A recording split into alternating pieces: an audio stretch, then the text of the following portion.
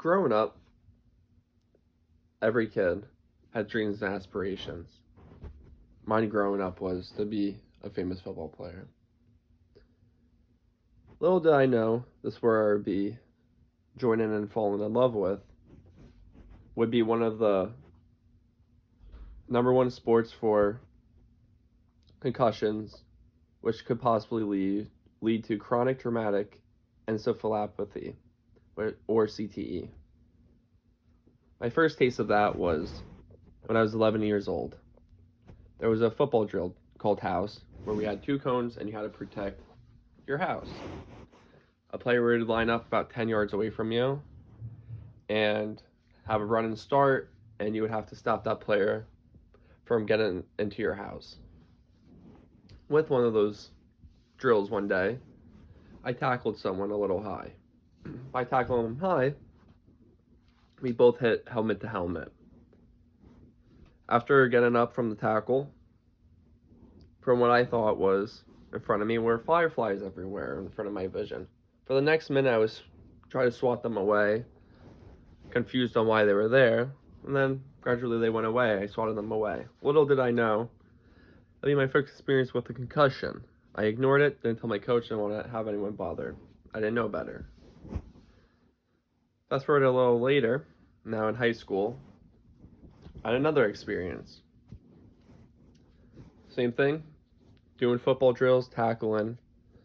I tackled someone low, their knee hit off my helmet, the back of my helmet hit the ground. For the rest of the practice, I didn't practice, told the coach I didn't feel well, but I ignored it.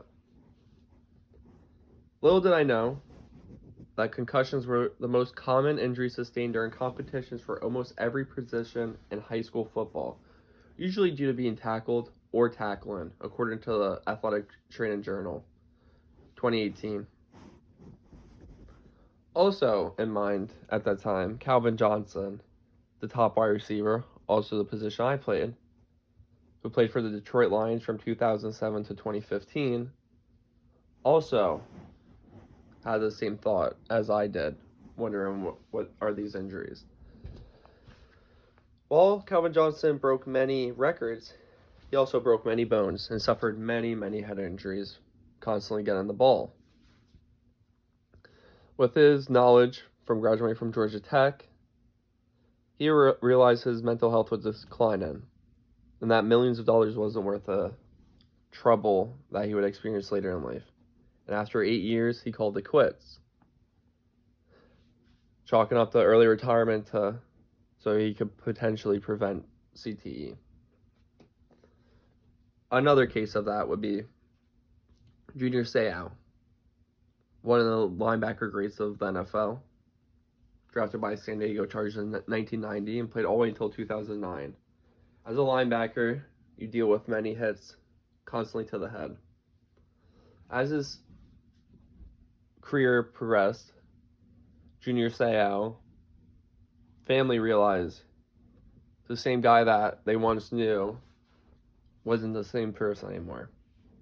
Had many issues, and a little after his career was over, committed suicide by bullet to the chest.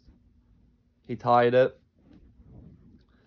to CTE and wanted his brain examined, therefore shooting himself in the chest and not in the head. With that, the NFL realized there needs to be changes. The sport's not safe anymore, and we have to do something to improve it, make our players feel safe. So there's a couple injuries or safety changes that come to prevent the injuries. One being increase precautions on concussions. One being camera angles to check players at all times. There's multiple cameras now all over the field. See all 22 players on the field at every time.